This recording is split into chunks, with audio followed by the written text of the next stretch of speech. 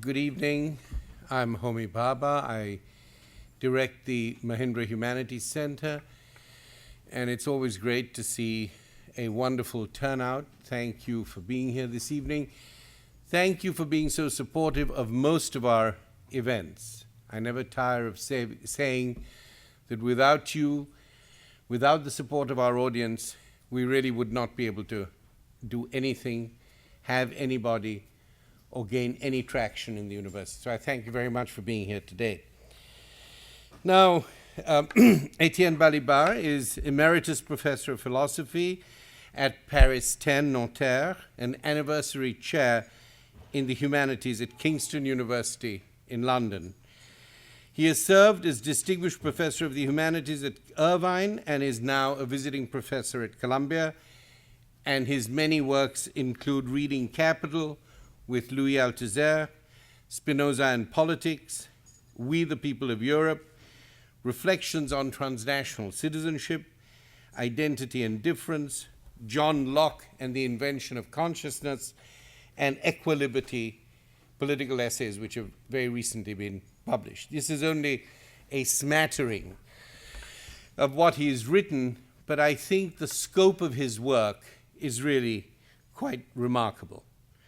I remember first reading Étienne as an undergraduate at Oxford, and I'm still reading him, and I can't keep up with the prolific and brilliant work that he has given to us. Étienne, thank you very much. Now, Professor Étienne Balibar's presence amongst us this evening as a guest of the Mahindra Humanities Center's Mellon Seminar on Violence, Nonviolence is as much a pleasure as it is a privilege. Étienne's wise and wily erudition, his immersion in diverse interdisciplinary fields and inquiries, the uncanny relevance of his recent work on extreme violence, cruelty, and civility to the project of our seminar would make him a treasured guest under any circumstances. And yet, he manifests a particular habit of thought that has a relevance to the pedagogical mode of our seminar. Étienne's careful construction of his archive is always accompanied by a meticulous inquiry into his tools of analysis. He believes that there can be no accumulation of knowledge without a self-critique of the frames of interpretation. This double scrutiny of reference and representation, or epistemology and pedagogy, inside outwards and outwards inside, gives Étienne's work the challenging movement of the Mobius strip, an object which he has invoked as an allegorical description of the formal torsion and rotation that constitute his concepts and arguments. The Mobius movement gives Étienne a great advantage in conceiving of histories and theories in transition. In an important early essay, one of my favorites, he writes, "The question now is to think theoretically the essence of transition periods in their specific forms and the variation of these forms." And this is in Reading Capital, and it is a book co-written by Althusser and Étienne Balibar, where the concluding chapters on a theory of transitions, one of the very few really remarkable set of speculations on how to think transition as a kind of interstitial state. What such studies in transition reveal goes beyond the complement or contradiction of surface and depth. As the Mobius strip turns and twists in its transitional movement, we are made aware of what Étienne has called, after Freud, the other scene of politics. Étienne writes, "It is disturbing for a conventional form of rationality, but conceptually decisive, that the other scene is always the same scene or a moment in the same play in one of its unpredictable metamorphoses." Étienne's lectures will be exhilarating yet deadly serious meditations on the swings and roundabouts or the floating demarcations between life zones and death zones in the global world, and between ultra-subjective and ultra-objective, as he calls them, forms of cruelty and violence as they swing between state and citizen. We must arouse ourselves, he warns, against the possibility that the politics of emancipation and transformation, which combat barbarity, produce other forms of barbarity. You bring us to a chiasmatic place, to a difficult crossroads, Étienne, and for that we thank you and welcome you. And as I leave you to your expectant audience, let me give you a few lines from a poet, Adrienne Rich, who would be a willing witness to your range of work, particularly the work on violence, death, and citizenship. A patriot is not a weapon. A patriot is one who wrestles for the soul of her country as she wrestles for her own being, for the soul of his country. A patriot is a citizen trying to remember her true country, remember his suffering land, remember that blessing and cursing are born as twins and separated at birth, to meet again in mourning, that the internal emigrant is the most homesick of all women and of all men, that every flag that flies today is a cry of pain. Where are we moored? What are the bindings? What behooves us? Please join me in welcoming Étienne Balibar.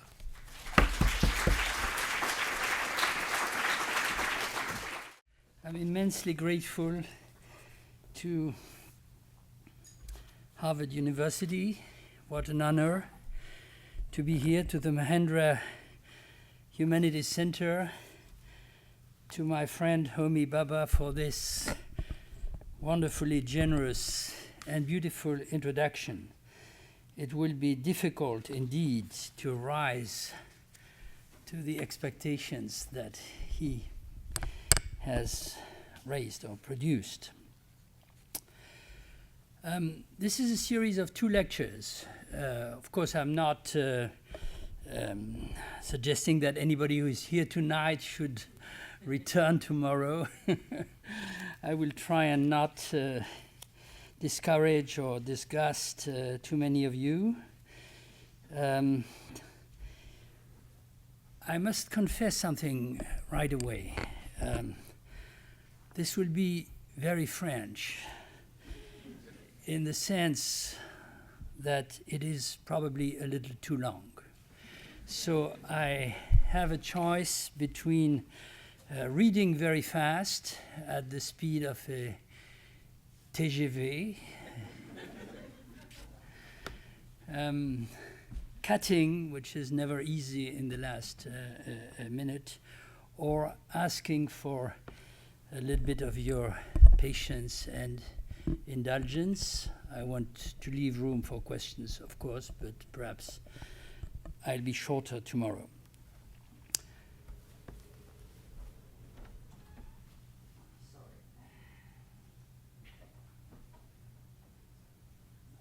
Another predictable difficulty.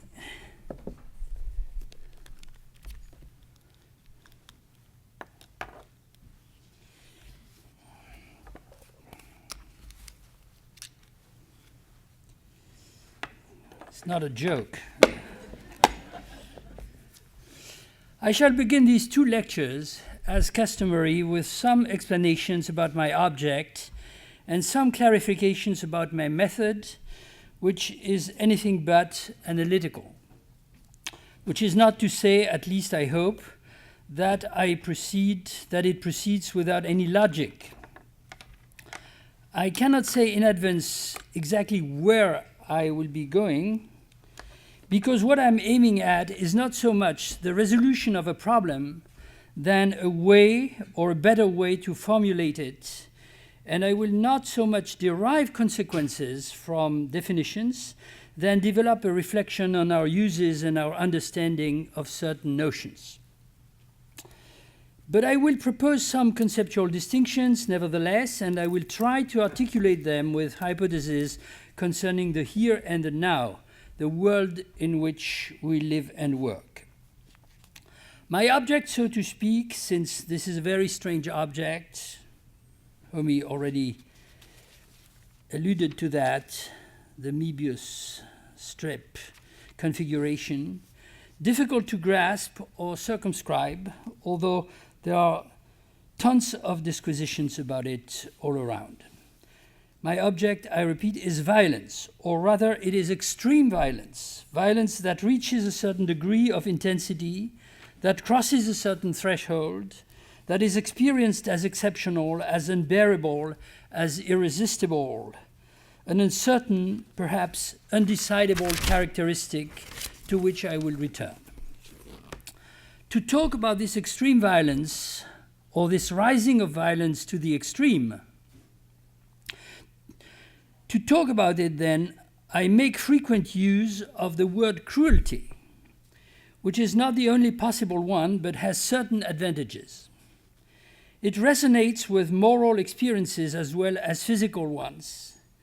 It raises disturbing questions concerning the subject as well as the object of cruelty. Is cruelty necessarily intentional? Or does it, on the contrary, involve that intentions are overwhelmed or always already bracketed, or can be pure and simply absent, so that, paraphrasing a Derridian formulation with all its ambiguity, cruelty is always the cruelty of the other, possibly, of course, the other in me, the other in us.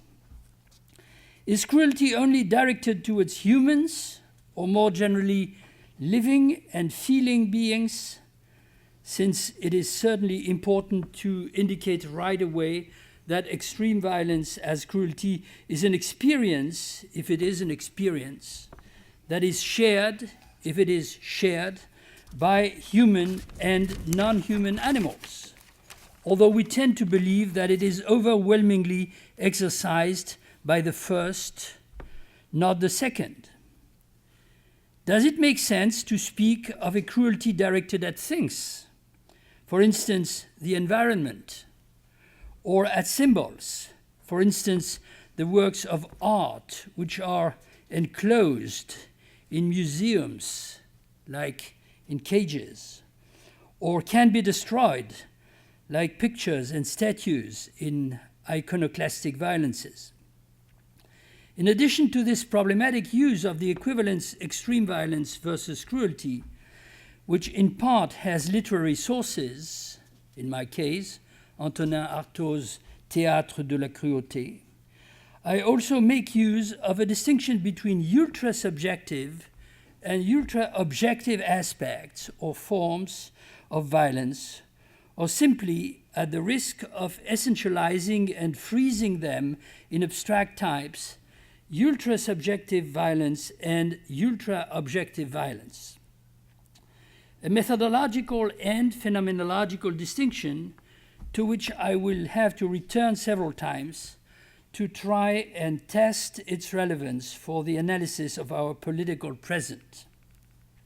Suffice it to say by now that if there are actually thresholds beyond which violence becomes extreme or becomes cruel, these thresholds can be reached and crossed in at least two different directions, in two different manners, either in the form of an intensification of the intentions, the intentionality, which is also a disturbing neutralization of its rational and moral norms, or may appear such, which is the case, for example, when in genocides, individuals and groups are identified as essential enemies or even essential internal enemies to be destroyed rather than properly combated. Or it can arise, the crossing of the threshold towards extreme violence, in the form of a completely impersonal, anonymous process of unintended or unreflected consequences, even if they derive, at least in part, from conscious decisions and strategies, such as the environmental and cultural consequences of industrial and financial capitalism, or the consequences on the lives and physical integrity of women in Bangladesh or children in Pakistan, of the type of consumerism that has become indispensable for the world middle class or even the poor themselves. This distinction of ultra-subjective violence and ultra-objective violence, which I repeat is methodological and phenomenological, does not, of course, exclude an addition, an over-determination of both, a possible transformation or reversal of one into the other, much the contrary. Perhaps it should, above all, become used, this distinction, in order to analyze such over-determinations and transformations in concrete situations and specific moments. And this, in turn, would lead to prudently asking crucial but extremely difficult philosophical questions regarding the very distinction of subject and object, the very use of these categories and their limits. These categories are juridical, they are moral, they are technical. In the end, they are transcendental categories which are indispensable for the description and the organization of our normal procedures of actions and experiences. Those procedures and experiences, those normal procedures and experiences, that precisely an excess of violence, a rising of violence to its extremities in the form of ultra-subjective or ultra-objective violence seems to dissolve, not only because subjects, or in juridical moral terms, persons, become used and eventually destroyed, disposed of as objects or things, but because subjects, individual or collective, act themselves as objective forces or as if driven by things, either from inside or from outside. And conversely, objects or things act or seem to act as subjects or quasi-subjects, or as if they were subjects, or they must be perceived as subjects in a sort of generalized fetishism, which is essential to their cruelty, the cruelty of a system, for instance, the cruelty of the financial system whose goal is to maximize returns or growth. This amphibology of the subjective and the objective, to put it in Kantian terms, whether simply perceived or actually at work in the economy, the metabolism of extreme violence, is an essential horizon of my reflections from a philosophical point of view, which I couldn't not indicate at the beginning. But it is not going to be my main preoccupation in these two lectures. Again, as a matter of preliminary, let me explain why. I need words, I need categories, I need distinctions, and these are, of course, a matter of theory and philosophy. But my object is practical, even if I address it in reflective terms which are sometimes abstract. My object is the relationship of extreme violence to the political, qua institution, and conversely, the relationship of politics, qua practice, to extreme violence. More precisely, it is the relationship between a crisis of the political that we are, I believe, experiencing today, both in terms of the working of its institutions, particularly the democratic institutions, but also, and perhaps the two are related, the institutions of international law and the nation form itself. And in terms of crisis of the political, in terms of its practices, on the one hand, and on the other hand, a transformation, perhaps a mutation, in any case, a new distribution of violence, socially, geographically, culturally, and especially of those forms and moments when violence becomes extreme, becomes cruelty.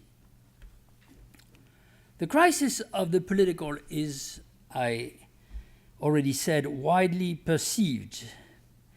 It is described in such terms as de-democratization or incapacity, growing incapacity to govern, or inefficiency of the political with respect to its conventional functions, to regulate conflicts, to secure welfare, to represent the people's will, and so on. Hence, also, it is perceived in terms of delegitimization of the political as such. Not only this or that power, this or that institution or party or leader or president. Often this crisis, I'm thinking of France, of course, this crisis is perceived in the form of an aporia, or a question which not only cannot be resolved, but cannot even become formulated in rational terms. Namely, the question, what to do now in politics? How to do politics or practice it? Therefore, even why to do politics? I'm speaking here, we're all aware, on election day, although I'm not voting, of course. And I will refrain from commenting superficially on the frustrating experience that elections must represent for many citizens in our countries, perhaps not even consciously, but I cannot not think of it. Perhaps it belongs to the very essence of the political to be in crisis, especially the essence of democratic politics. But there must be also something specific to be looked for in the current crisis, which in many respects gives the impression of an exhaustion of political forms, ideal practices, some of which are constitutive of what we call modernity or modern constitutionalism in the West, some of which trace back to even older traditions of civic representation, and the very configuration of the public space as a space of regulated conflict, deliberation, and decision. In Greek, of course, this sounds particularly strong, the agora, the polis. Indeed, there is no way we can reduce an interpretation of the crisis of the political, if there is such a crisis, to a correlation with violence and extreme violence. That would immediately deprive our political and meta-political reflections from much of their practical references and prospects.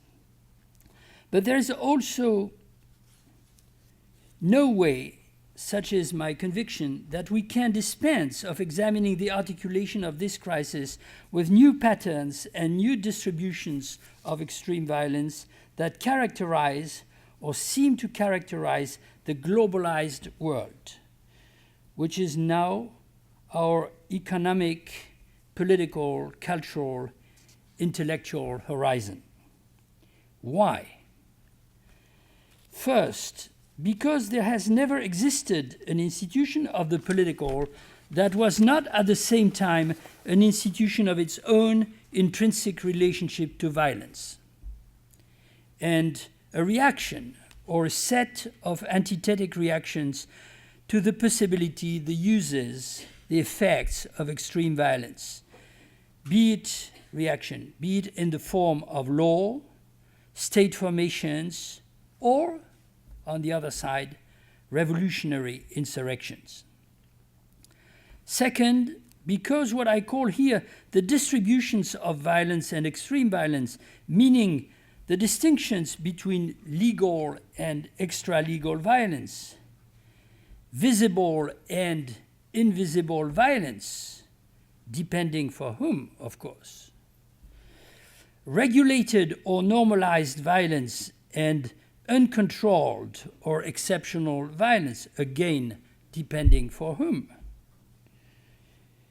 productive or even creative violence, and destructive or nihilistic violence. I'm not even sure that there is a clear boundary between these two in such domains as art or revolutionary practice.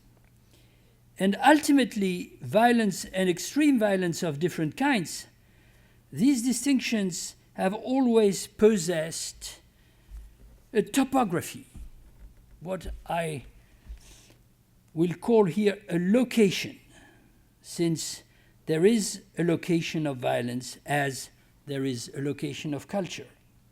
Homi and I agree on this. And particularly, there is a location of extreme violence. For instance, there are zones of death. I will return to this, some of which are invisible or carefully concealed, but others which are or become very visible in different ways. Syria today is a zone of death. The 3 West African states affected by Ebola form a zone of death. The Mediterranean Sea around the island of Lampedusa, once only known of us for literary reasons, is a zone of death for migrants and so on.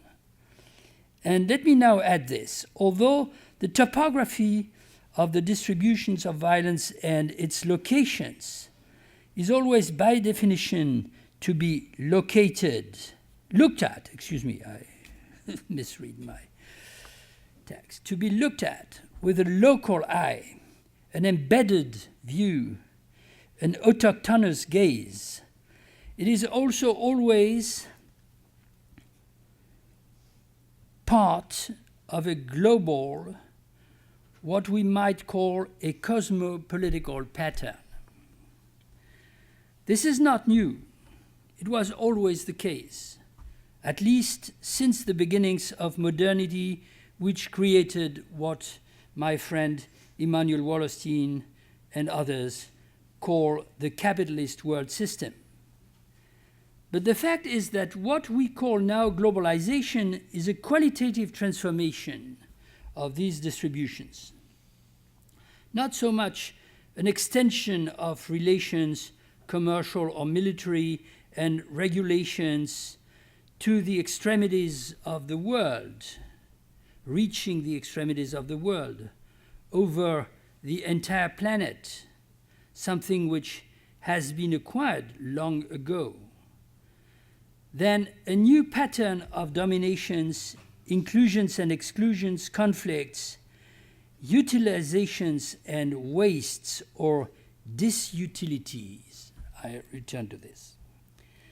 Therefore, third, the global and local distributions of violence and extreme violence, for instance, zones of life and zones of death, that affect the conditions of politics in terms of its possibility or in terms of its impossibility, meaning practically that politics, or if you prefer democratic politics, is possible here in one location and impossible there in another location, unless it recreates itself through an invention of the political, which for various reasons to which I will return, especially tomorrow, I call civility in a general sense.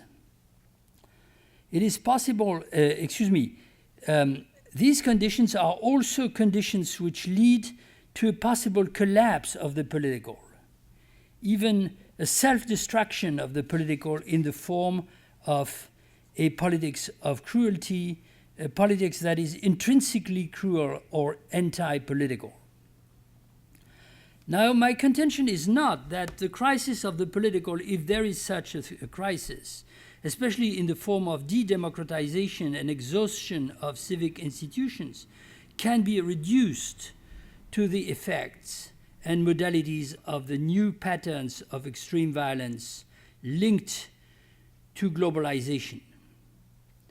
But my contention is certainly that the two cannot be isolated from one another, especially not through the mystificatory illusion that the crisis, or those aspects of the crisis to which we are attentive, take place in one place, whereas the extreme phenomena and processes of cruelty, subjective and objective, arise in other places.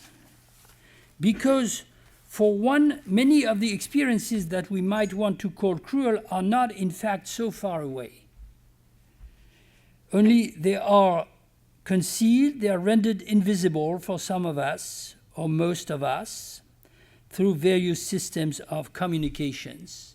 And of course here I have a slightly European point of view, and I was quoting the situation in the Mediterranean, etc.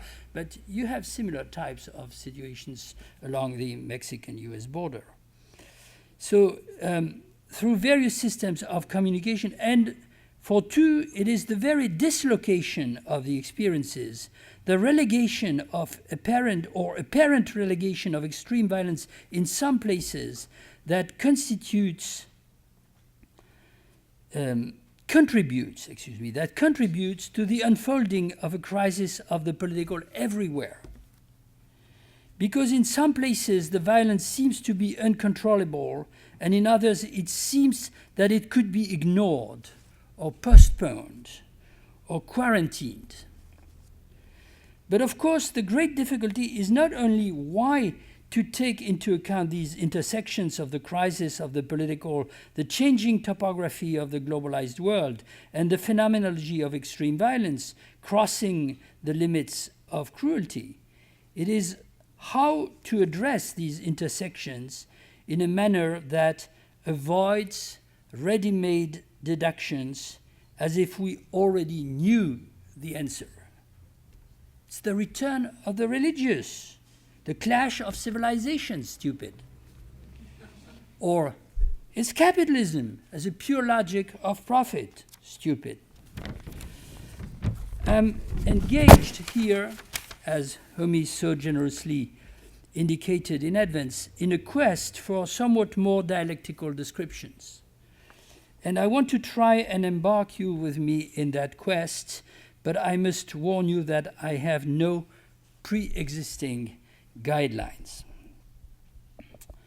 This being said, as a kind of magical precaution to placate your benevolence, allow me to explain how I am going to proceed in the remaining part of this lecture and in tomorrow's lectures.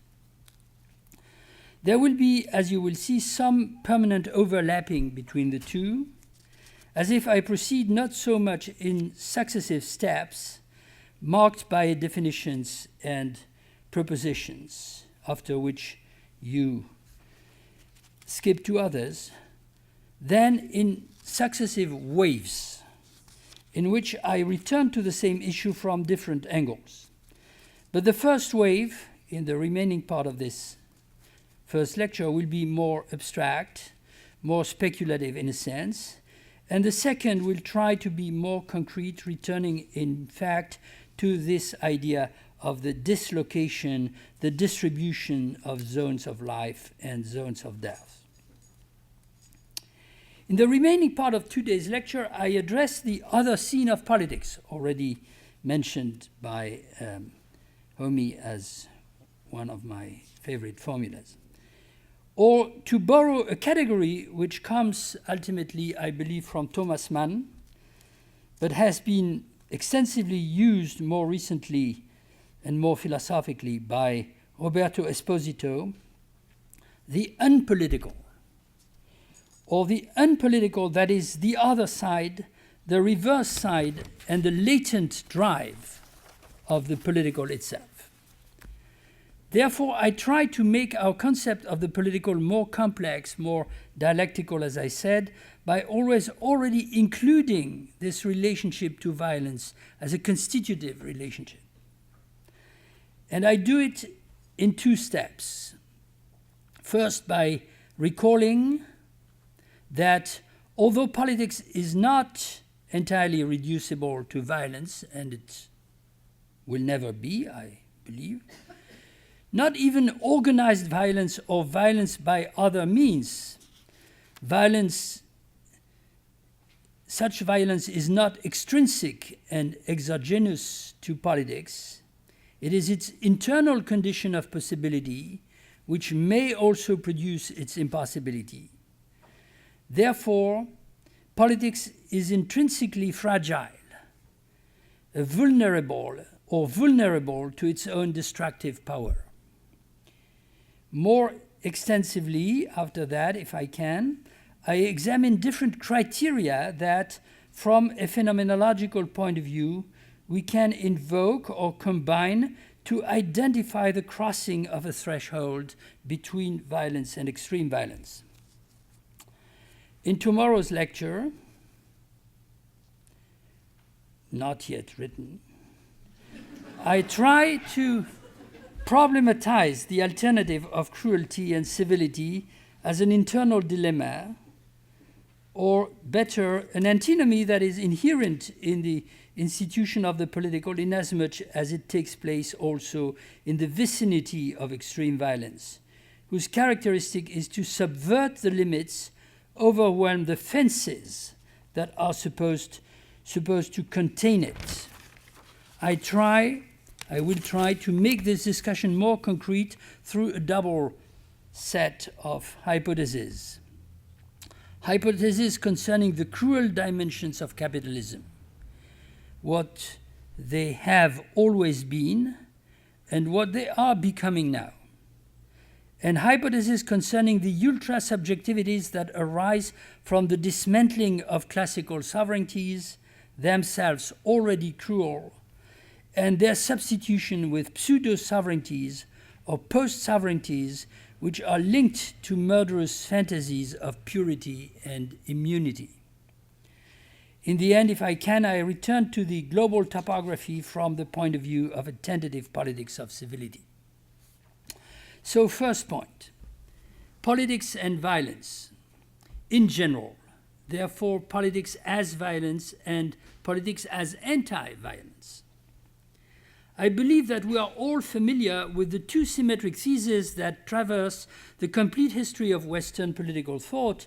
I say Western, but I suspect that there are equivalents in other civilizations. The one that opposes politics and violence, because politics as a construction of legitimate institutions whose power is recognized by individuals and groups or classes, or better said, citizens, and politics as a debate, potentially a contest or even a conflict over the use and control of these powers, presupposes that violence has been bracketed or neutralized or reduced to the level and the forms that make it bearable and manageable through the special institutions that a polity constructs precisely for this purpose, which we can call generically the police. English is wonderfully adequate here, better than French, in its derivations from the Greek, since it summarizes the three interrelated aspects under three neighboring terms: polity, politics, and police.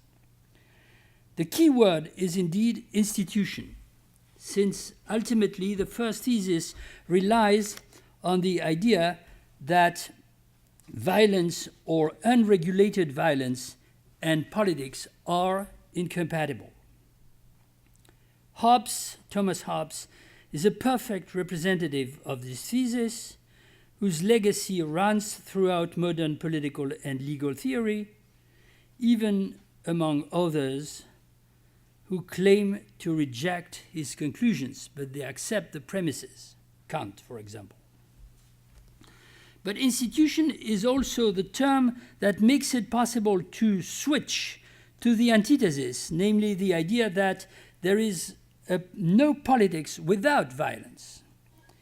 And ultimately, politics is something like an elaboration, I'm tempted to say in Freudian German, a Durcharbeitung of violence, or a game among actors who negotiate transitions between direct, open violence and indirect, mediated or symbolic violence.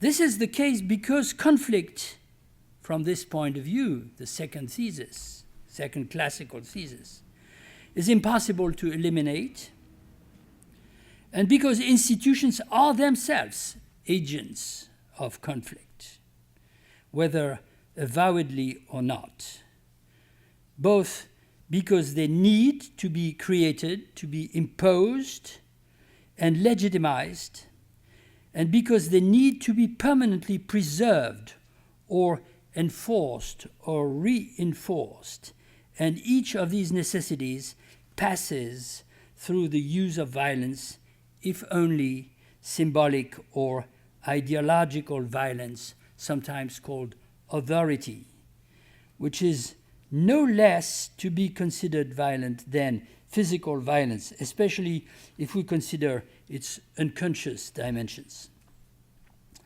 This is the Machiavellian thesis, against which the Hobbesian thesis was formulated, in fact, and whose consequences loom as large as the others until today.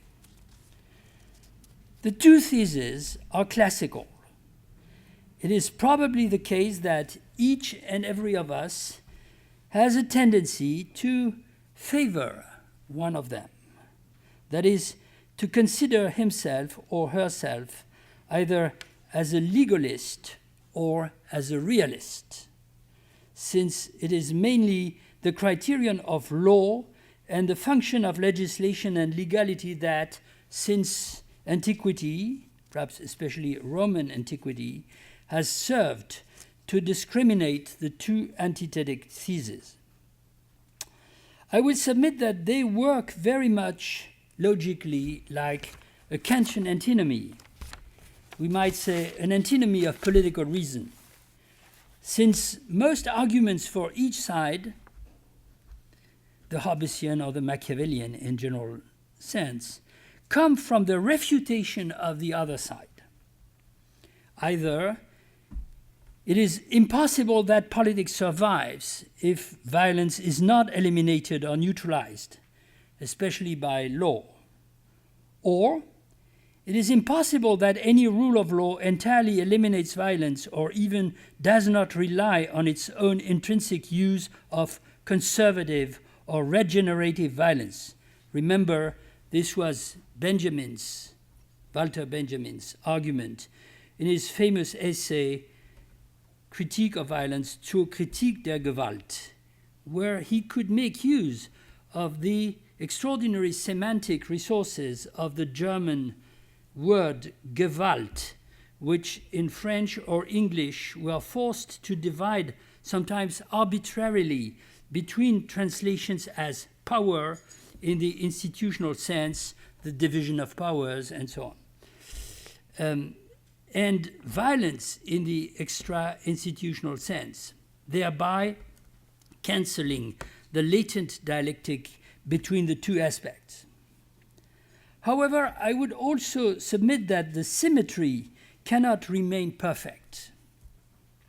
That is, we cannot consider ultimately that the two theses, therefore the two concepts of politics, one that defines it as the opposite of violence and the exclusion of violence, at least for a certain time and within certain boundaries, or under the protection of certain institutions or meta-institutions, and one that defines it, that is politics, as a continuation of violence, involving its permanent exercise, if only to create and protect immunities, zones or locations which are liberated from violence, and also its transformation or sublimation into a chain of institutions and practices where it is deferred as such. I repeat, we cannot consider that they have an equivalent, analytical value. Of course, you will say that is his choice. He's a man of violence. I mean, he likes violence. My grandson, when he was 4 years old or 5 years old, once said to us, "J'aime la violence." I try to be like him. The second, I repeat, is more convincing and must prevail. In order to show it, I will make use again of the antinomic relationship of the two theses, but with an additional twist. It would be the case that politics could be different, radically different from violence, if every form of violence that the political addresses or even makes use of were ultimately either neutralized or convertible into law, institutions, peace or peaceful relations, recognition in the Hegelian and post-Hegelian sense, etc. But that is not the case. There exists everywhere, even in the circumstances of normality, legality, and prosperity, forms of unconvertible violence which exceed the dialectic of the elimination of violence, or even transform it into its direct opposite. Of course, this is not a proposition that I ask you to accept without any discussion or examination or counter-argument. Far from. In other places, particularly in a book called in French Violence et Civilité, whose translation, long belated for reasons I don't enter into, is forthcoming, I believe, in a few months now with Columbia University Press. A little bit of advertisement. I have dealt at length for them, at length with that question of convertible and unconvertible violence. And the more I return to it, the more I understand that it is complex and loaded with difficulties. It was an idea that I had derived initially from a critical reading of Hegel's philosophy of history and a deconstruction, so to speak, of its internal aporias. For Hegel, of course, we know that it is history itself, even if it takes a very long time, perhaps the whole of history, suggesting that this can be totalized somehow, that converts violence or even extreme violence into law and political institutions of the liberal type. And this goes along with the idea that the rule of law must be completed by a spiritual or civilizing process analogous to an education for politics and by politics, whose teleological reference or point of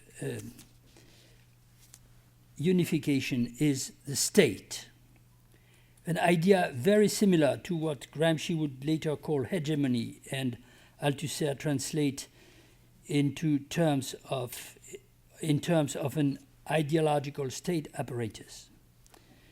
But we have had, I submit, to discover not only that law is itself, or can be itself, a political form with an unpolitical reverse side, meaning that law's enforcement or even legislation as such, even democratic legislation as such, carries a dark side of repressions, discriminations, and institutional sadism. Think of the death rows in the prisons, and the prisons generally. But also that civilization is an extremely violent process, or emerges as such in many cases retrospectively. It is indeed above all the post-colonial critique that has revealed this, again, this unpolitical dimension of civilization, which leaves behind it many unpolitical traumatic effects transferred across generations that are not converted through the elaborations of history and institutional memory, but instead continuously return to foster hatreds, resentments, and self-destructive violences, especially, of course, if they are reactivated by other forms of contemporary violence. I will return to this. Similarly, we have learned to question the great antitheses which political theory and political language to Cour continuously used, again in our Western tradition, to secure the convertibility of violence into order, law, or civilization, and accordingly the isolation of politics from its own unpolitical dimension or reverse side. I will mention only two of them, which are especially important in our tradition, but I will not develop them now because that would require a long discourse. You will see that they keep haunting many of my considerations and examples to come. One is the antithesis of politics and war. The other is the antithesis of state and revolution.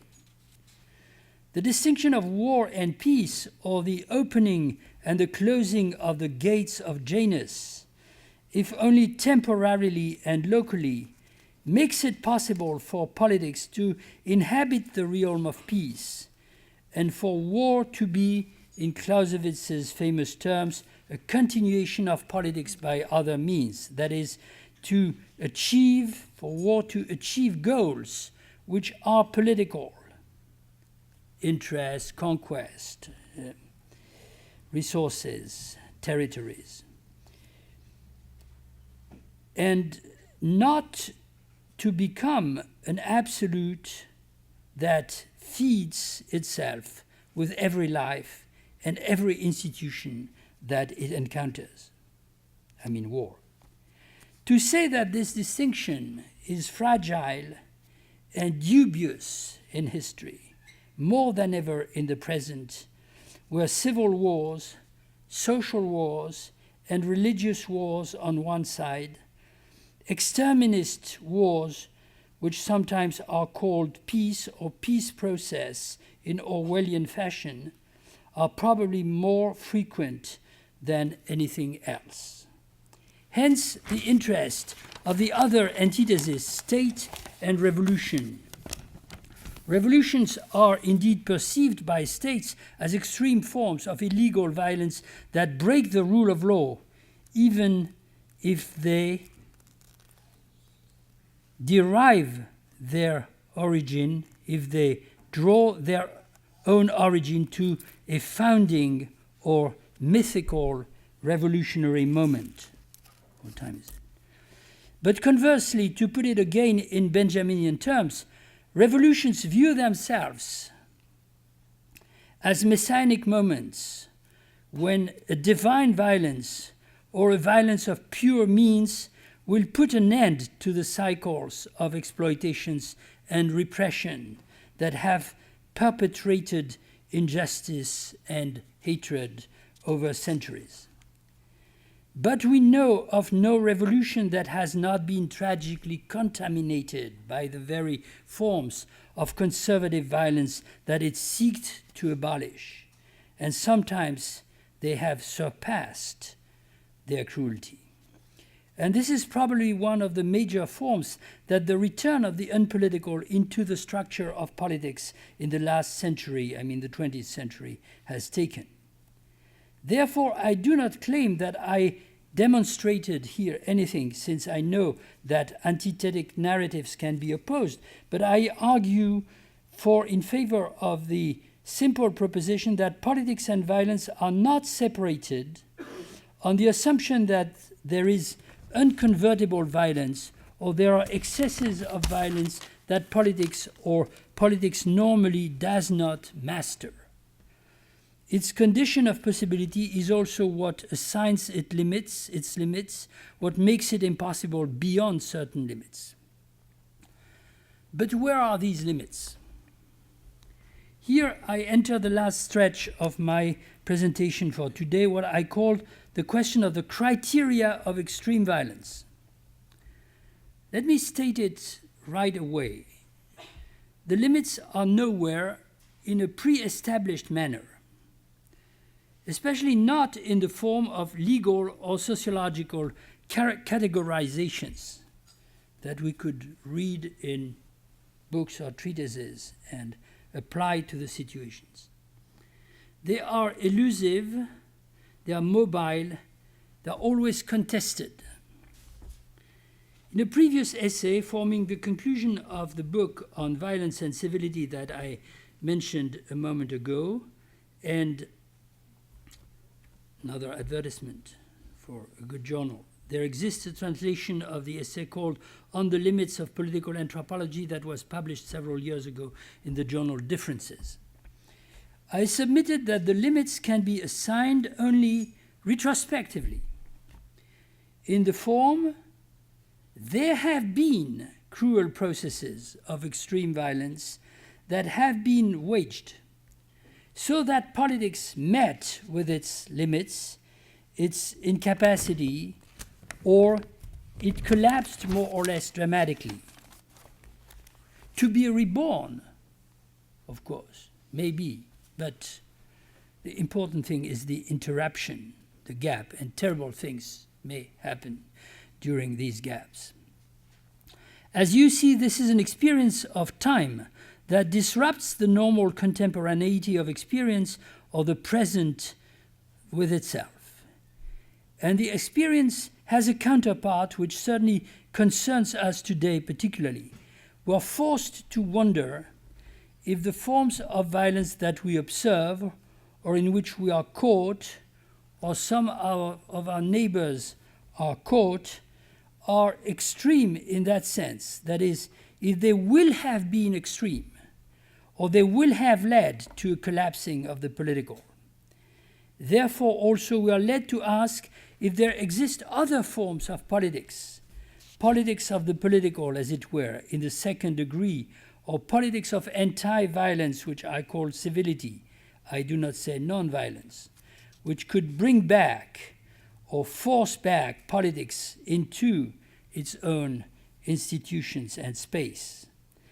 This is a question that I must leave open, at least for today.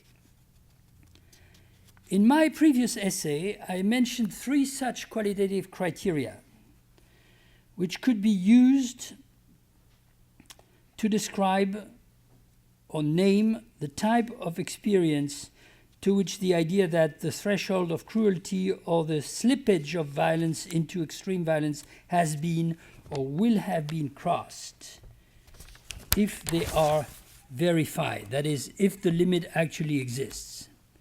And I suggest that it is equally difficult, as you will see from my examples, to assert that it does not exist and to say where it is exactly located.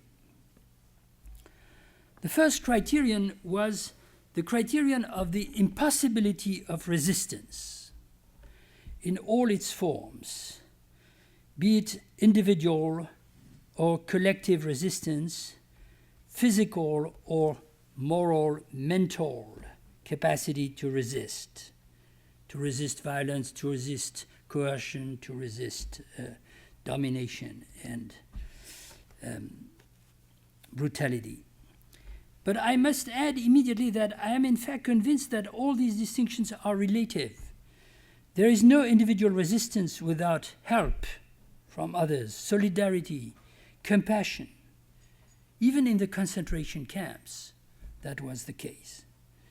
And there are beautiful texts about that, either from the Nazi camps, Rousset, David Rousset, etc., or Robert Antelme, or from the Gulag. Even if it is an imagined solidarity, a hope for support to arrive in a desperate situation, and there is no collective resistance that is not rooted in the life instinct or the pride of the individual, or both.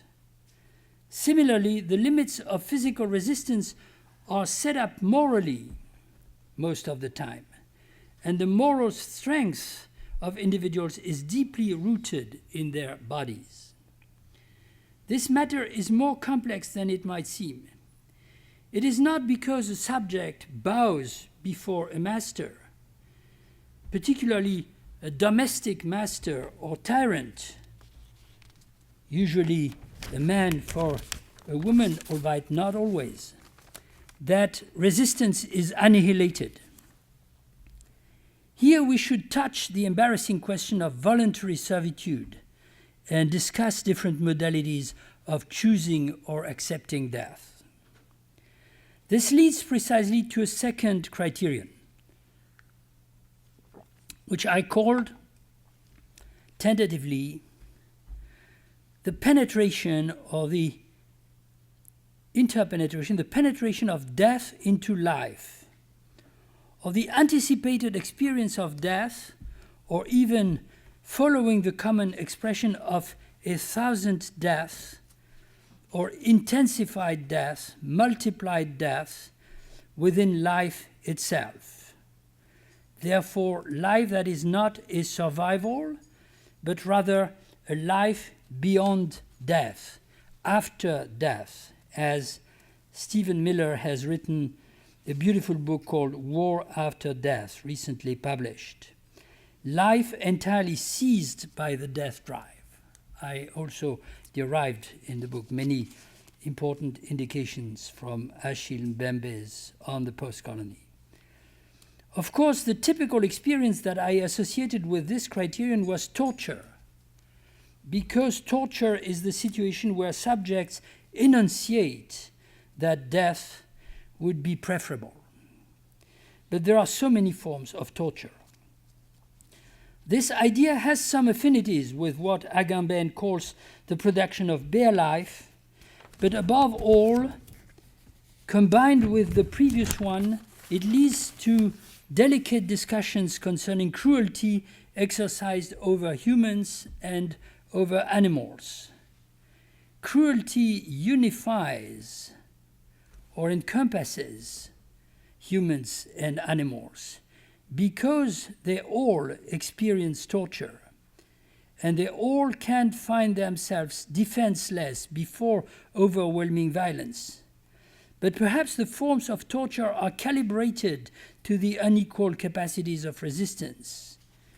And above all, it is commonly admitted that humans can be cruel towards non-human animals and other humans, of course, whereas it is hard to think that animals are cruel towards humans, but they can be perceived as such, or they are such in a projective manner.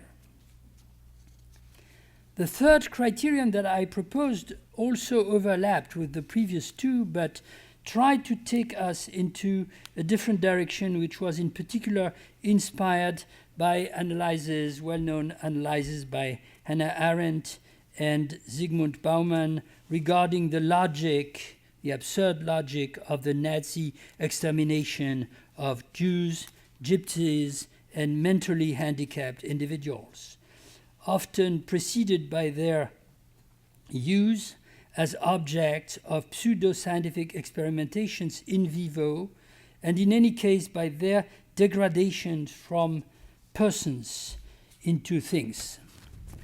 I called it the criterion of radical disutility. Economists have a concept of disutility which simply denotes a negative value for the utility function. If utility can be measured, that's their presupposition. But here I take it in a more radical sense, meaning a dynamic reversal of finalities from production to destruction, or from the consideration of use values to the consideration of superfluous existences for humans, but also for other beings, living and not living, from which the humans are, in fact, never entirely separable. I will try to return to that tomorrow.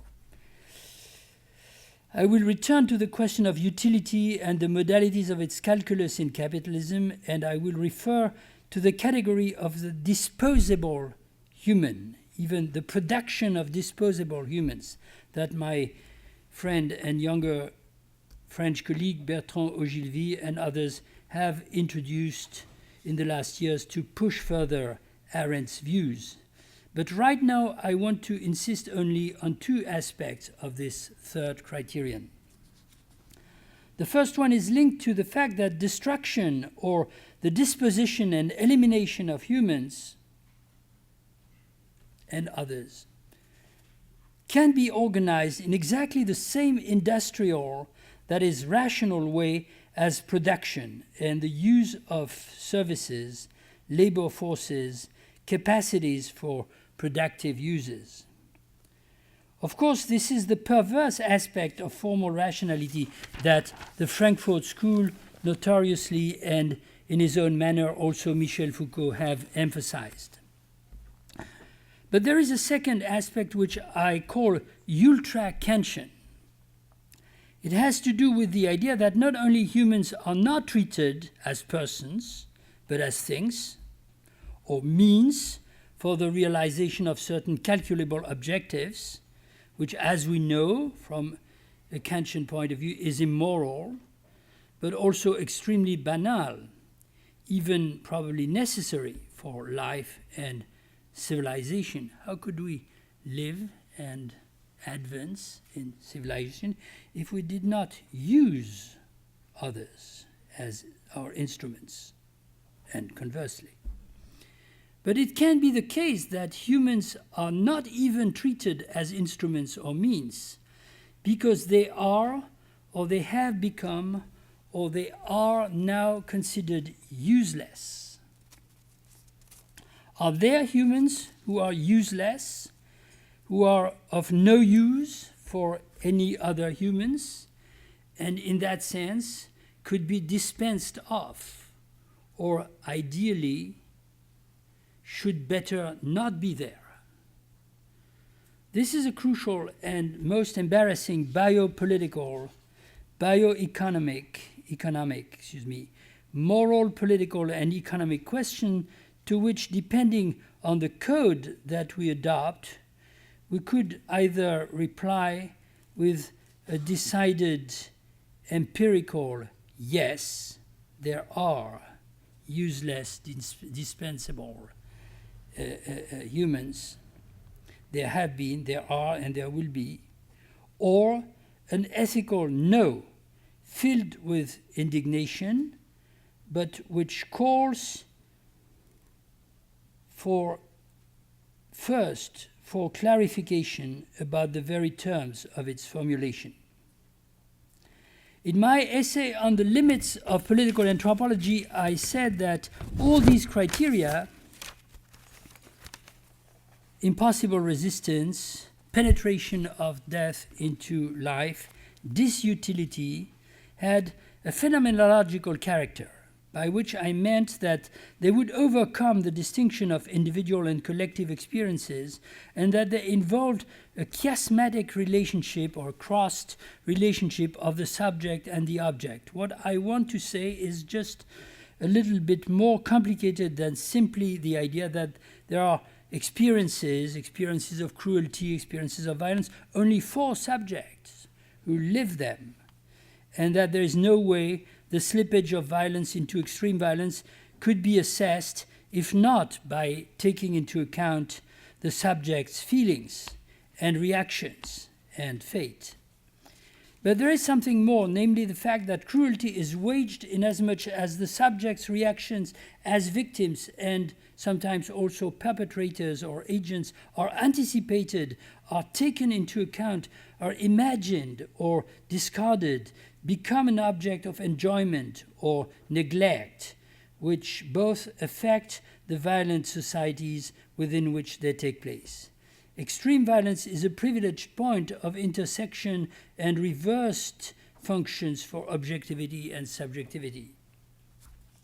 To these characteristics, I would like to finally add a more explicitly political element, or if you prefer, a strategic element, and I will do it through the adjunction of another 3 criteria, again with the same provisos. They are qualitative, they are retrospective or anticipatory, never exactly or directly applicable or observable in the present. And here they are. My first new criterion, 4th in the complete series, is the criterion of strategic intervention doomed to failure, or to making an insoluble situation even more insoluble, or it is the criterion of action and inaction equally worsening a catastrophic situation.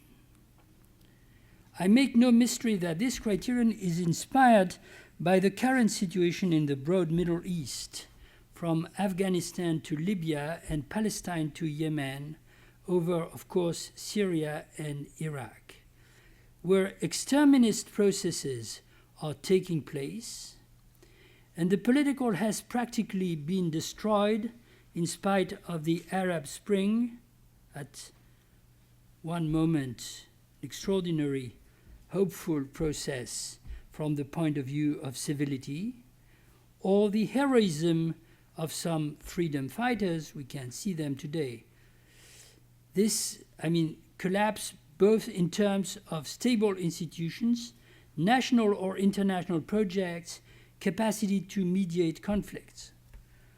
Extreme violence seems to be illustrated as well by the visible, spectacular atrocities such as beheadings and massive bombings, as the invisible or less visible targeted killings, drone penalty, as some people say, torture chambers, discriminations of all types.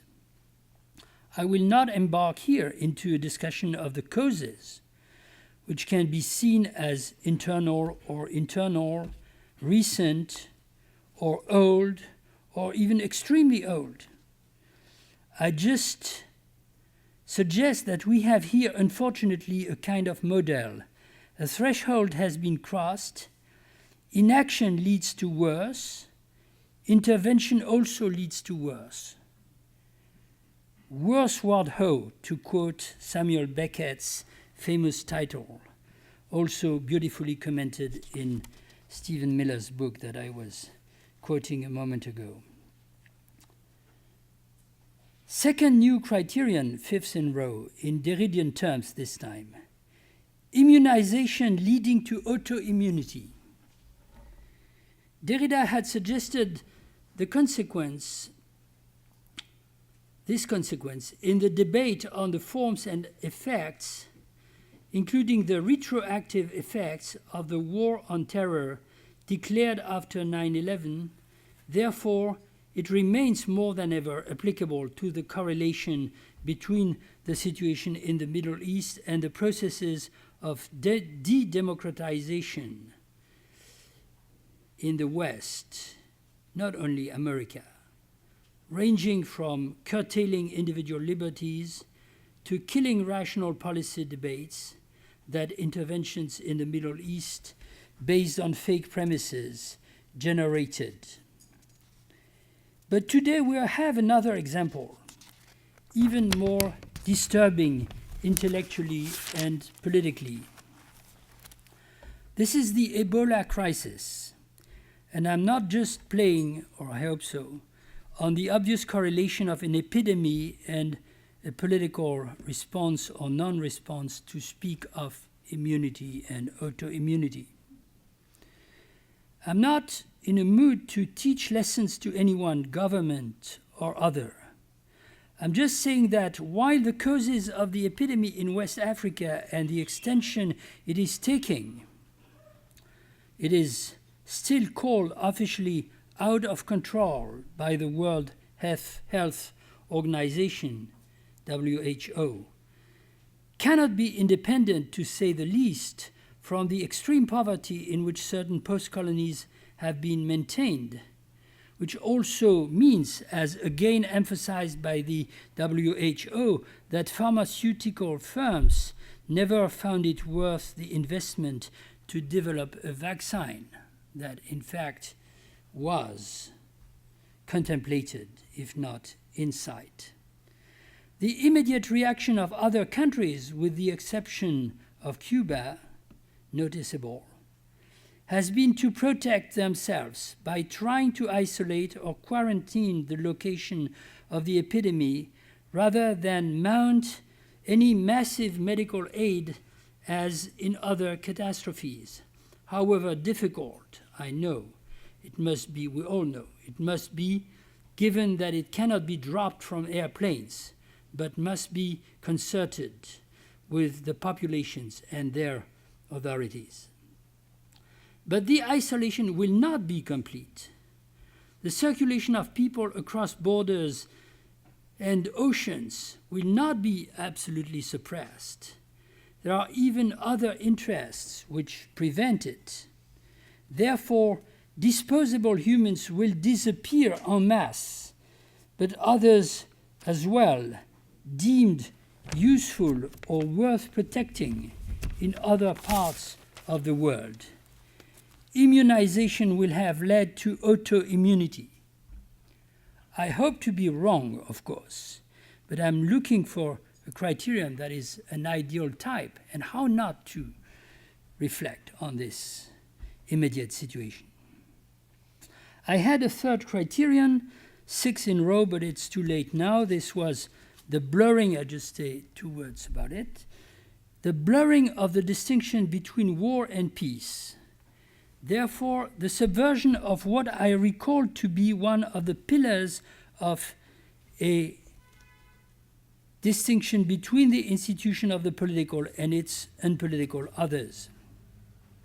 I was inspired at the same time, I don't go into details, but I was inspired at the same time by the idea that the Orwellian definition, war is peace, has finally come true. And by a brilliant article published a year ago by my friend and colleague, French philosopher Jean-Luc Nancy, on the occasion of the first memorial ceremonies, the beginning memorial ceremonies of World War I, nous avons perdu la guerre, in quote unquote. That is not, we have lost the war, but we have lost war as such, because war is no longer localized with a beginning and an end, with rules, with measures, so to speak, to be taken into account in treatises. It is everywhere with different intensities and no longer discernible from peace or law. And Jean-Luc Nancy was referring to Syria, but we could invoke many other examples, heterogeneous as they may appear. Terror is indeed one name for this confusion. Very often, police or security are other names. some forms even, sometimes even regulation or governance or conflict resolution. Okay, it is late. Much too late, and I'm jeopardizing my own discussion. What did I say? What did I offer? What do we have? We have a problem. How to articulate a looming crisis of the political worldwide with a redistribution of old and new forms of extreme violence equally worldwide, but not simply overlapping. We have a philosophical principle, questionable, but I believe acceptable as a working hypothesis. Politics never exists without violence, but violence can be political or unpolitical, convertible or unconvertible. Its preservation must not be a denial or a protection from extreme violence. It must address the difference, seek for antidotes which amount to reinventing politics in the middle of danger.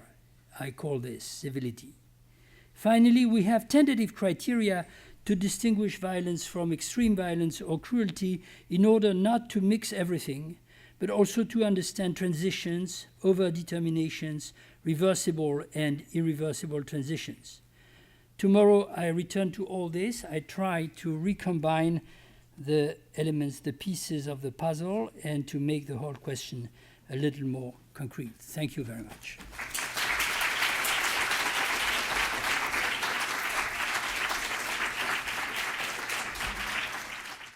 I thought that this was, in the technical sense, a melancholic discourse. The shadow of loss falling on the ego, and here the shadow of a number of institutions and problems that we thought that we would be able to understand. The difference between, war as happening out there, not war, yes. not viral war. The question of what could be, what could be contained and uncontained. I mean, it seems to me to be I just taught Mourning and Melancholia the other day. It just seems Yes, you're right. Profoundly an issue of melancholy. Yes. And I know there are many questions, but may I just ask you, Etienne, it seemed to me that there was a discourse, an absent discourse tracking this whole, an absent discourse tracking the talk. And that, in a funny way, was the suppression of psychoanalysis. It was very interesting to me that so many of the issues you raised, like for instance, this whole idea of sublimation, or cathection, how can the energies, you have cathection without catharsis, which is one of the ways in which I understood your sense of the build-up and the build-up and the build-up, war here, war there, tension here, rules broken, conventions thwarted, So it did, in more ways than one, and I won't take up this time because we have other occasions to talk. I did think that it was appropriately even, melancholic discourse with the absence of Freud or the absence of psychoanalysis. No. So, excuse me, I, of course we will take questions. Just a quick reaction to what you have said. And two things. I want to be sure not to misunderstand or misinterpret what you say. So are you saying that given the orientation of my presentation and my framing of the problem that you characterize as melancholic, it is extremely surprising, if not disturbing, that I, in fact, do not make an explicit use of Freud? Or are you suggesting that the whole discourse has a latent Freudian guiding thread, which in the end, just one more word, which in the end would, and I would personally, my immediate reaction would be yes. I mean,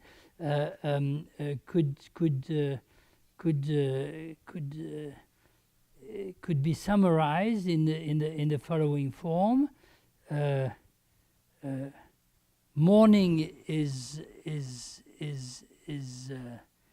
marginalized, is inefficient, or is insufficient, and we're left with melancholy. That is the object, the thing, so to speak, in the middle of our perception of history and politics. Yeah, you know, mourning is the thing. I think one of the very interesting moments in that essay is that melancholia is the loss of the whom, but the person who's melancholic doesn't quite know what it is that they have lost in the person, in the desire, in the image. So it's you know you've lost something, but what it is that you have, the object in it keeps shifting and moving. And so I thought in many ways the very form of the discourse and the questions you posed were questions that, of course I'm not saying that, you know, you should or should not acknowledge Freud, you know, but from my perspective, it seemed to follow very much that logic of the melancholic, where it's not that the melancholic has lost the ego, there's a shadow on the ego. So continually forms of identification, forms of modeling, forms of object relations keep coming up, but they're excavated, they're taken up. Whereas you're not mourning for the nation, you're not mourning for a lost peace, at least I hope you're not, because in that sense where there is mourning, I think there's this interesting idea that bit by bit what is lost is brought up, hypercathected, and put to rest. But there is a kind of restlessness, you know, categoric restlessness, the continual intersection or intercession of boundaries, the spread. I mean, even you know the notion of the epidemy at the end. You know, so I thought in a very in a sort of meditative way that this was about many of the issues of sublimation, desublimation, and also the way in the notion of the dialectic that you presented. You know, the dialectic not having not simply its negation on the other side, but something more like a denial, you know, a disavowal. So it's not the negation that confronts the thesis, as it were. What confronts it is this partial state of denial. I know, but so what? Anyway, this is just my thinking of the kind of ideas underlying the problem that you raised. But thank you for raising the problem. The best I could hope. Thank you. Let's have questions, if you want. Don't feel obliged. Yes, please, if you would just introduce yourself when you ask the question. I think you've got a mic. Sorry, we are trying another thing here, which is when mics are to be passed, I look like a crazy conductor telling people where to go. So now we have the mic. So please come and take your place at the mic if you would like to ask a question. Thanks. Speak loud, because I'm deaf. Okay. My name is Sarah Balakrishnan. Your name is? Sarah? Sarah. Excellent. Okay. So I have 3 questions. They're all very interlinked. So you you explained that you thought extreme violence was underlined by cruelty, and that cruelty came in 2 forms. First of all, the intensification of intentionality, so for example, genocide, or the second, which was the complete impersonality reflected in consequences deriving from direct action. So for example, the life-threatening conditions of Bangladeshi workers that capitalism seemingly neglects. So underlying both of these forms, it is the location of a source for cruelty. So whether that is intentionality or apathy. So from that, I have 3 questions. The first one, which is, if we look at, say, the environment as an arena that might obscure direct affliction, so for example, the Maldives, which are sinking, or famine, which is created in Eastern Africa as a result of greenhouse gas emissions that affect global warming, does this then, in discussing intentionality, create no distinction between, say, countries like Canada and the United States, which have very similar environmental policies, but because of the scale of their countries, in Canada being far smaller in terms of populace, does this create the same intention for cruelty between the two, even if the scope of violence that is inflicted upon people is very different between those two countries? So in a sense, if the United States stopped and Canada didn't, that people's lives would be far better. Sarah, I really think I need to stop you there. So we can at least have a response to that question. I can see who else wants to ask a question and come back to you.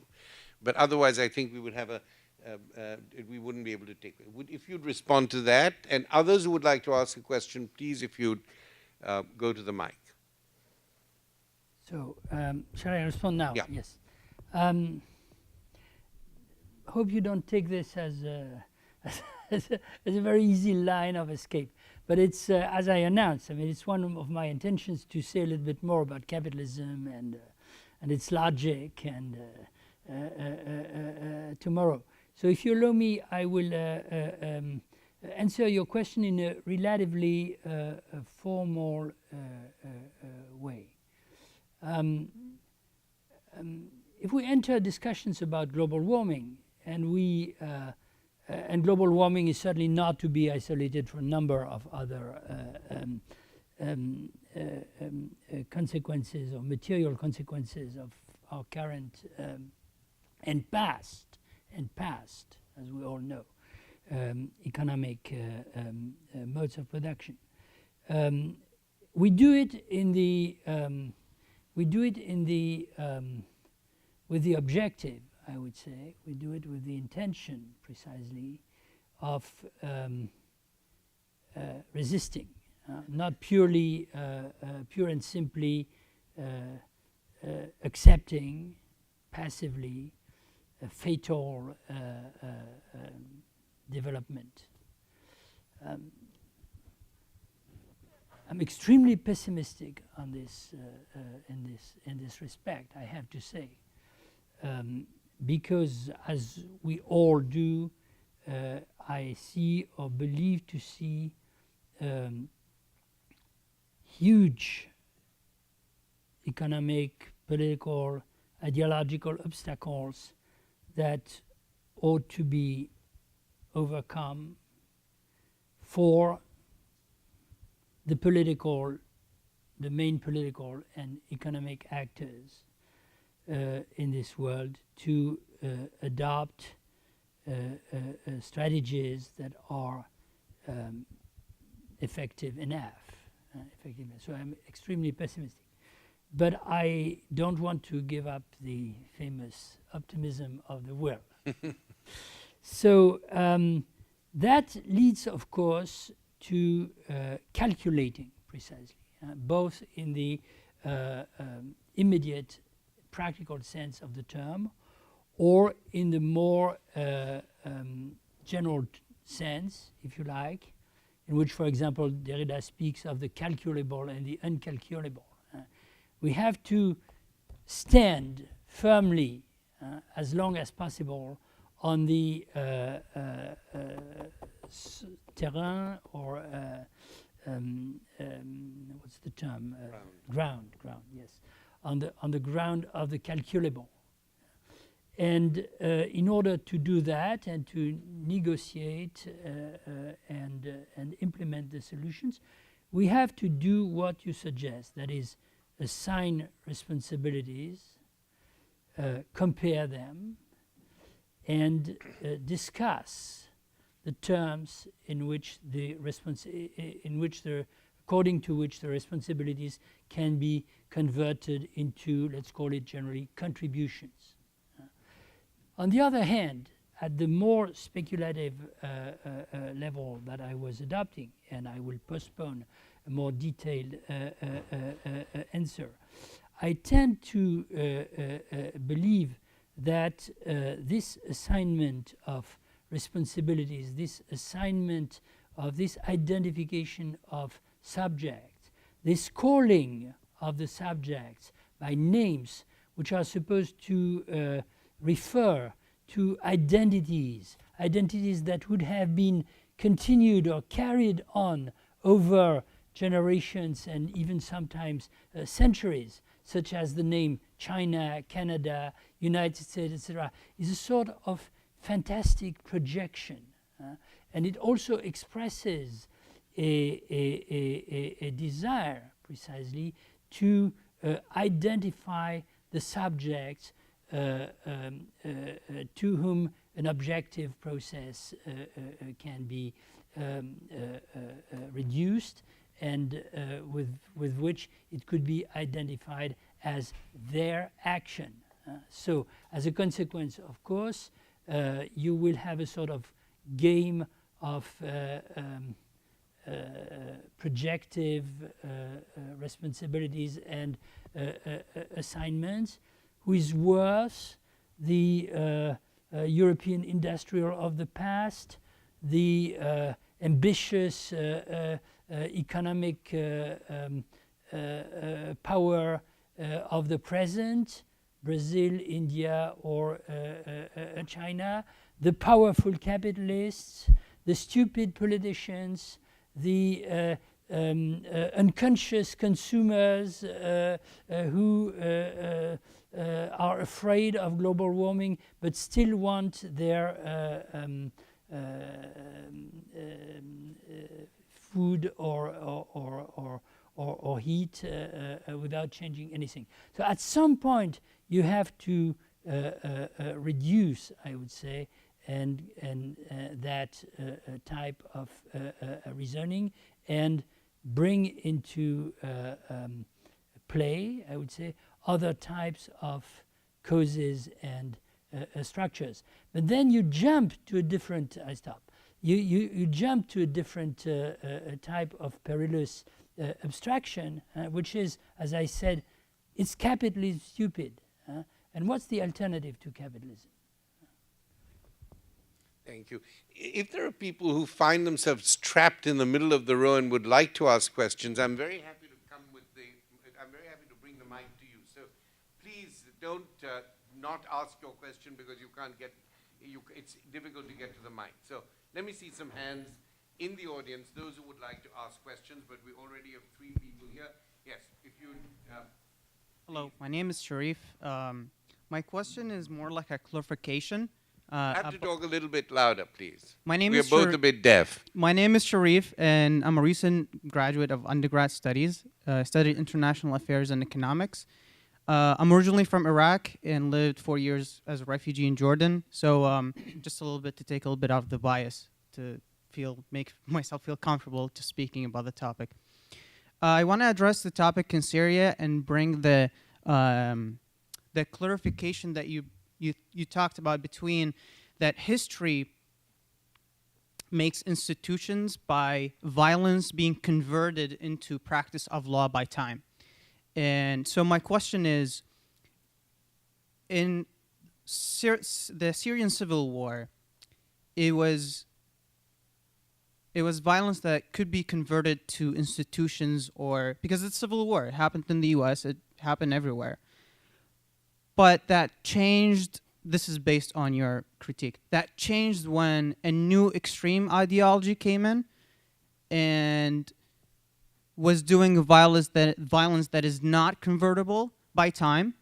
And that is the question. But that's more like a clarification of, was that ISIS that came in and then it changed. It's now not a civil war to say there is one group of people to rule, which is okay, and it happens throughout the whole history. But there is a new group that do not have, I'm not trying to defend anyone, but I'm just trying to understand. I tend to agree with you. Can't you hear me with this mic? Yes? Yes. Should I speak louder myself? That will help. I tend to agree with you in the description. Of course, we are both aware of the fact that we're selecting a specific moment and trying to make sense of that. But this is a moment that also, with all the risks of an immediate and contemporary interpretation of situations and facts, really seems to have been a turning point. Now, this being said, just two things. One, the category civil war is extremely sensitive here. It's at the heart of the problem, and the fact that in interpreting this kind of situations, you have people or participants or observers who stubbornly refuse the use of the category civil war, while others insist on its use, is already an extremely difficult strategic problem. It was the case, for example, and this for a number of reasons that I do not enter into, has been a very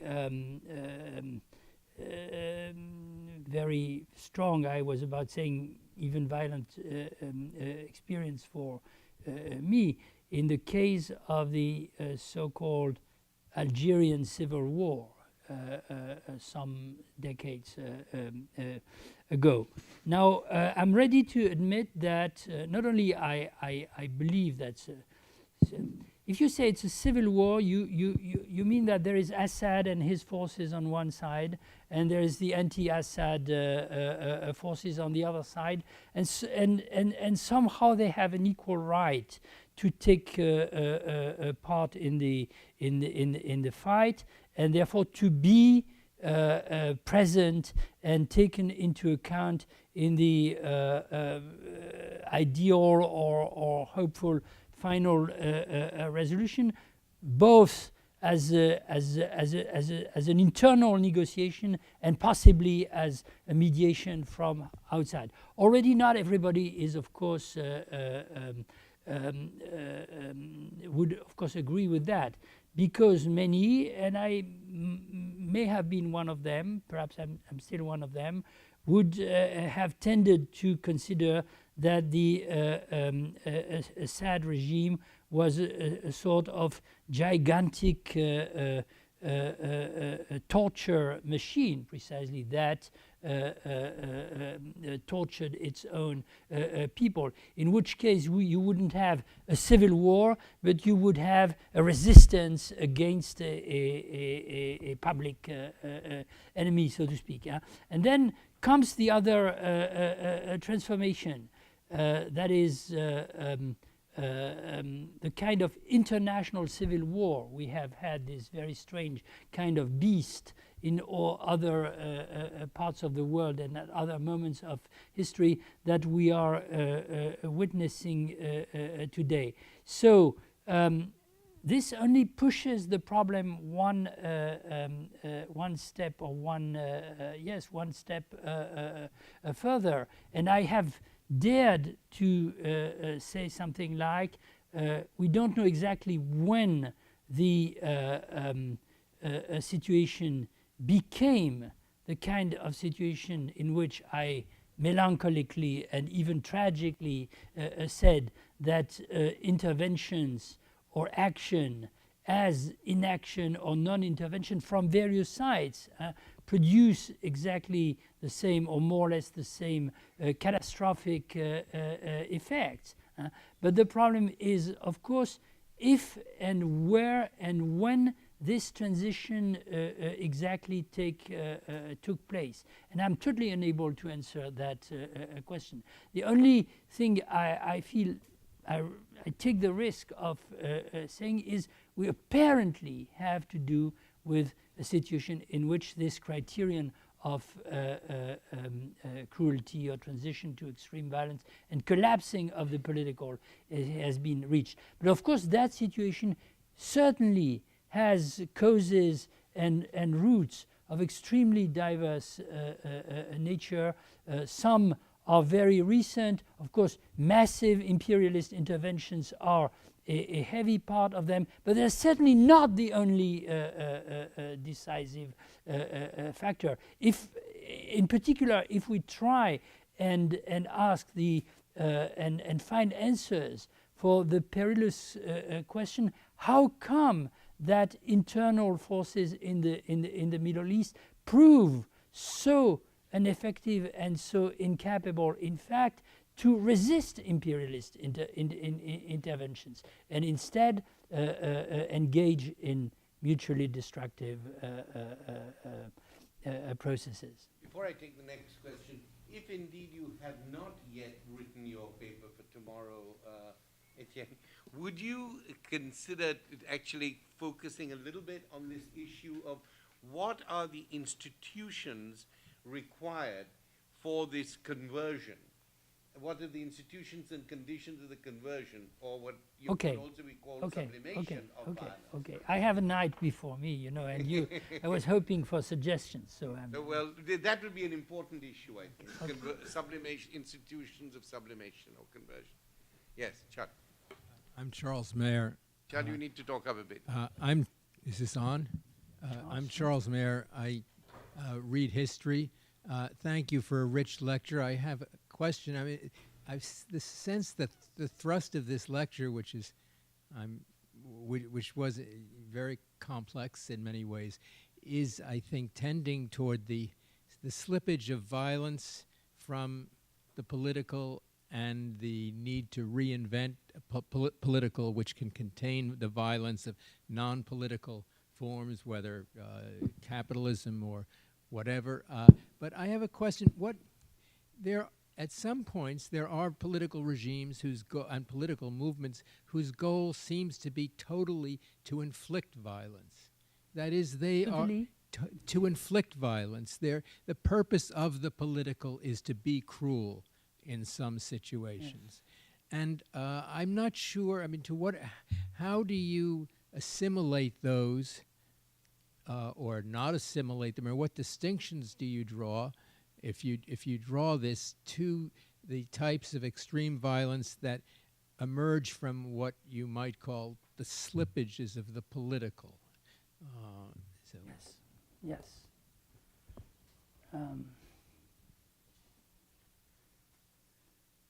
Allow me to bring a little bit of personal history into that question. I will not deny, of course not. That's the experience of the 20th century, but it's to be projected backwards and seems to be on its way to continue. So I will not deny, far from, that there are regimes, as you said. So regimes are a complex of political forms, institutions, but also collective entities. They are based usually in nations or empires or regimes which are geared, as you said, towards cruelty. So the archetypical example, of course, is Nazism. That leaves many questions open. The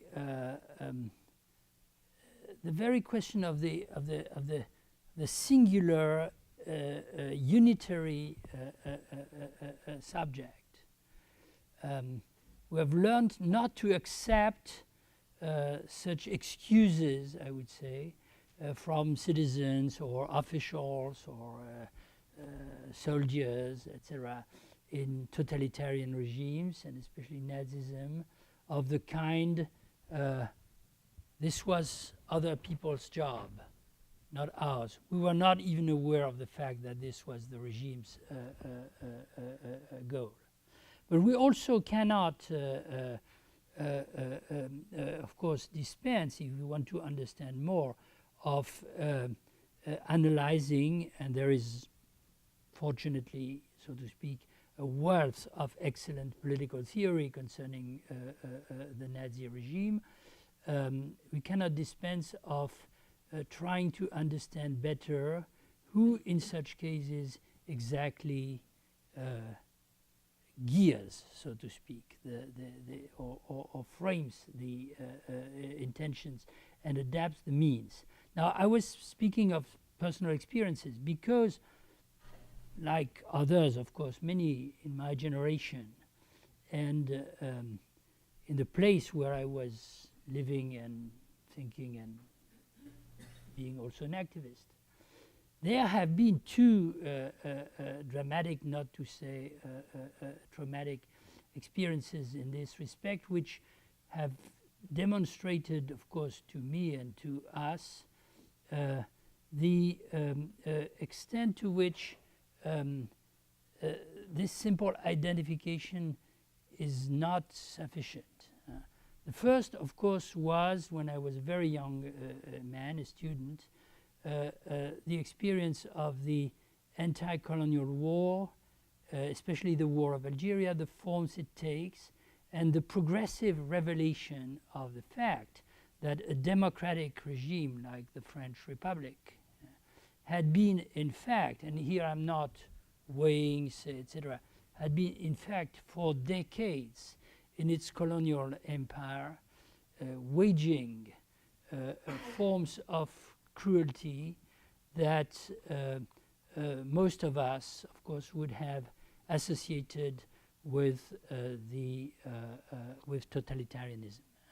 Hence, of course, the a deep and powerful sense of indignation and revolt that some French citizens had.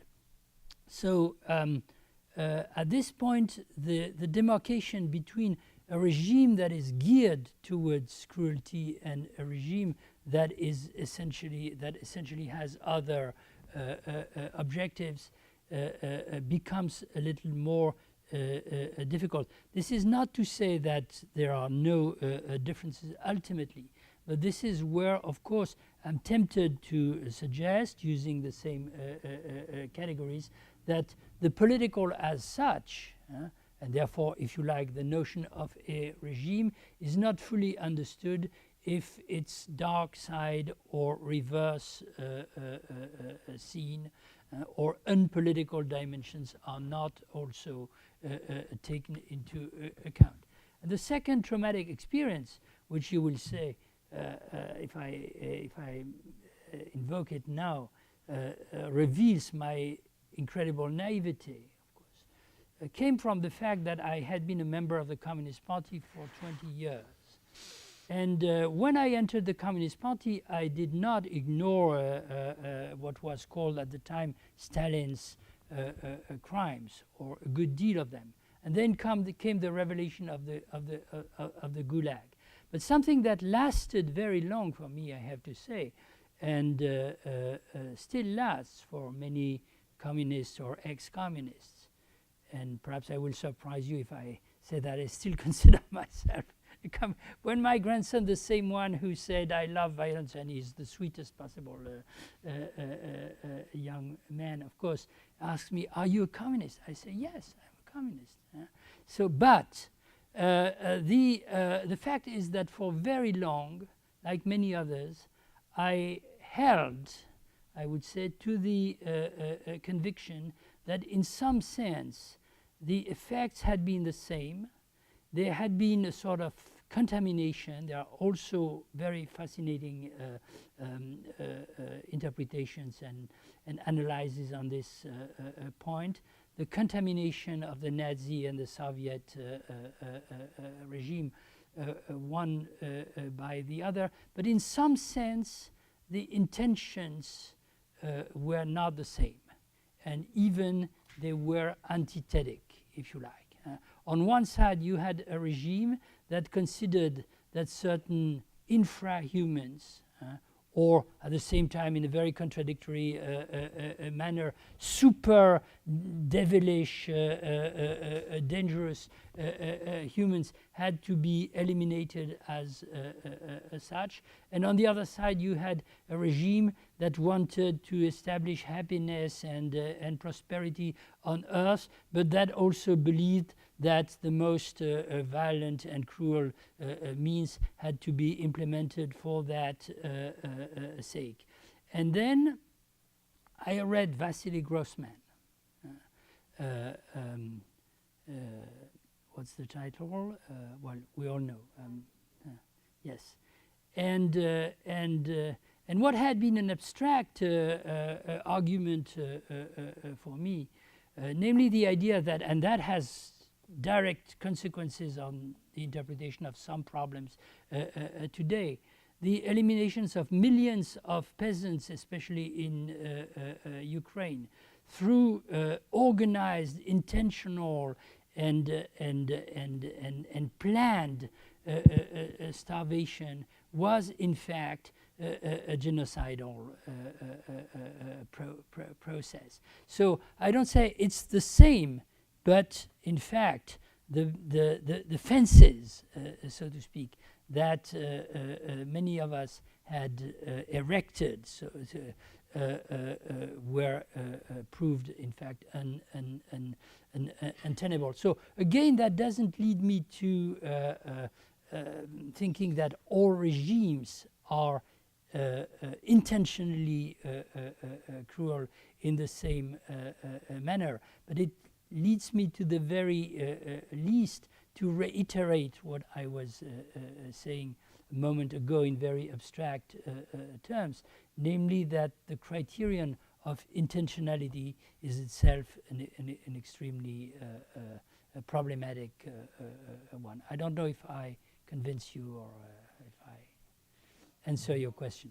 Jalik, would you just very quickly tell us when you said that there are some regimes where the entire machinery, there is no wallpapering. Well, there's no. What were you thinking of?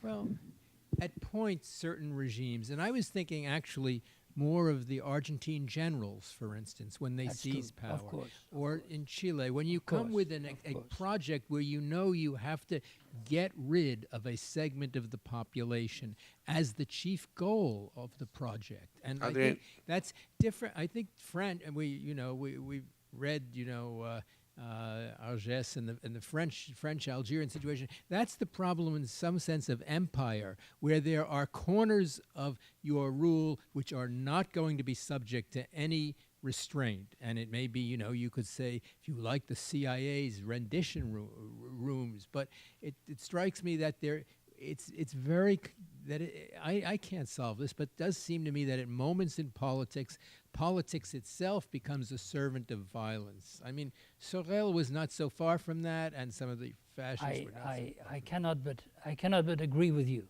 but I just want to ask rhetorically if you would agree with that. An important criterion in this respect, and therefore, in a sense, taking the problem of extreme violence from the slippage or the transition from the other side, that is precisely possibilities to resist, possibility to reverse certain processes, etc. That is what I tentatively call civility. An important aspect of that has to do not only, already that's very important, with the possibility for free citizens, individuals and groups, to criticize and denounce and object to different forms of cruelty within the boundaries and the institutions of their own regime. So that's a very already an important and difficult problem. It's not the same for different types of cruelties. It's not the same for economic overexploitation and torture, or because one is legal and the other is not. So that's a first criterion. But a second, more speculative in a sense, nevertheless, I believe important, and here my old communism tries to to survive, is to decide whether the intrinsic cruelties of a given regime can be denounced and objected to in the very terms that legitimize its project and power, or in fact cannot and are ruled out. So I have to say that I find it, or I would find it extremely difficult to object, I mean resist, denounce the extermination of Jews, Gypsies, and handicapped individuals from within the Nazi regime in the very name of its own principles and ideology. Whereas it's not absolutely unthinkable, and it's not unthinkable because it was done, in a sense, if not sufficient, to object and resist and counter the exterminist dimensions of communist regimes, the Soviet regime, the Chinese regime. I don't know if you've seen the films by Wang Bing that have been shown recently. They're absolutely devastating and extraordinary in a sense, but on the basis of perhaps an idealized notion of communism and socialism. So that does make a political difference at some level. I'm in agreement with that. It's not. That's not an argument. But thank you. There are other people who are. Thank you. Hi, I'm Yael Verda, and I used to be in the business of human rights. I didn't hear your name. Yael. My name is Yael. I kept thinking of Hannah Arendt's objective enemy and the creation of objective enemy, which was done through institutions. And I wanted to ask you to elaborate a little bit more about the police. About? The police. The police. The role of the police in depoliticization. You're not saying the police. No, You're no, saying no, the police. the police. Yes. Yes. The police. Yes, sure. What I found very interesting was as this delegitimization of politics, or the exhaustion of it that you were talking about. At the same time, there's this rise in policing that becomes more and more, that gets more resources and more centralized government resources. Yes. So on the one hand, there's an exhaustion of politics, legitimization of political institutions, but there is a stronger legitimacy for the police, including centralized resources. I just wanted, if you could elaborate a little bit more about the role of the police in this. Should I elaborate on the police?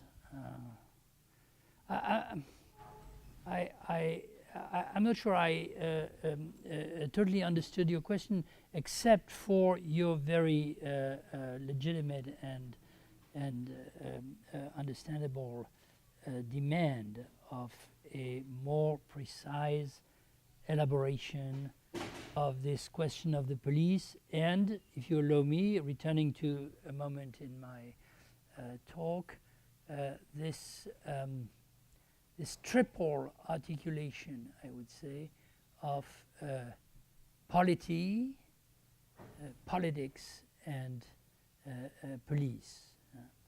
Now, many political philosophers today working on Arendtian bases and Foucauldian bases and others, acknowledged or not. For example, my friend Jacques Rancière, who is never tired of distancing himself from Arendt and others because he's so close, in fact. Have an extensive use of the term of the category police, which of course is based on a precise or a historically sound genealogy of the term. So in that sense, the police is not only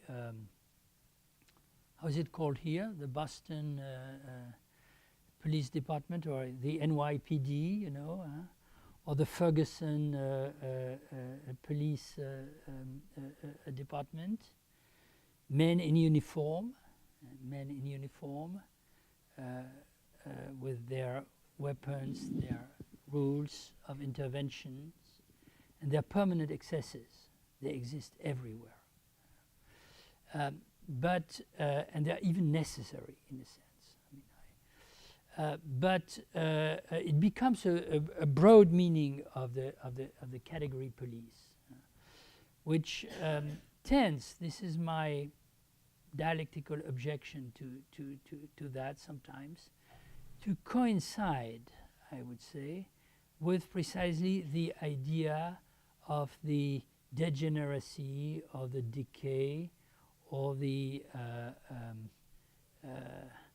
something that can range from routinization, if you like, in a Weberian sense, to corruption and perversion of the political institution as such. But the consequence, of course, is inevitably that politics, and perhaps the polity or the community of citizens, becomes itself idealized. I would say, and so I hope to have a discussion with Rancière as soon as possible on that point. And in fact, we already had some elements of discussion. Allow me to shift a little bit. I think it's interesting. We had controversies about such issues as. So I would object. For you, there is subjectivation only in the good form, in the name of equality, in the name of political participation, in the name of the inclusion of the excluded. But you are totally anti-Freudian, precisely. Ambivalence plays no role. The fact that there, yes, me speak. There is political the fact that there is political subjectivation, commitment, enthusiasm, solidarity, and so on, for the worst, and not only for the best, is ruled out as much as possible. So I would plea, I'd say, for a reintegration of the question of police in that broad sense into the realm and concept, if you like, of the political, and therefore for a sort of constitutive or strategic impurity and ambivalence of politics itself in its relationship to police. But that also has, I finish, but that also has some positive aspects. I don't want to sound exaggerately euphoric and optimistic about the possibilities to democratically control the police in any of our societies and regimes. But I also do not consider that the excesses of the police are an absolute fatality, and citizens have no possibility at all to control that, limit it, and to some extent convert it into something different. And I would say that the objective of democratizing, in that sense, different types of authoritarian institutions within our societies, essentially non-democratic institutions. The police is one of them, but I argued in other places that the border as such is also typically one of them, is an important dimension, an immediate task in a sense of politics qua active citizenship. But when you talk of citizenship, then you also have to talk about demographies, because there are certain areas in cities, there are certain types of, where policing practices are very different. There are certain people who have access or don't have access to forms of agency and resistance. So I think... Location. Yes, location. We have to stop, I'm afraid, but tomorrow your talk will be shorter. You will be responding to some of these issues. We'll have much longer to discuss. Utopia is waiting around the corner. Thank you.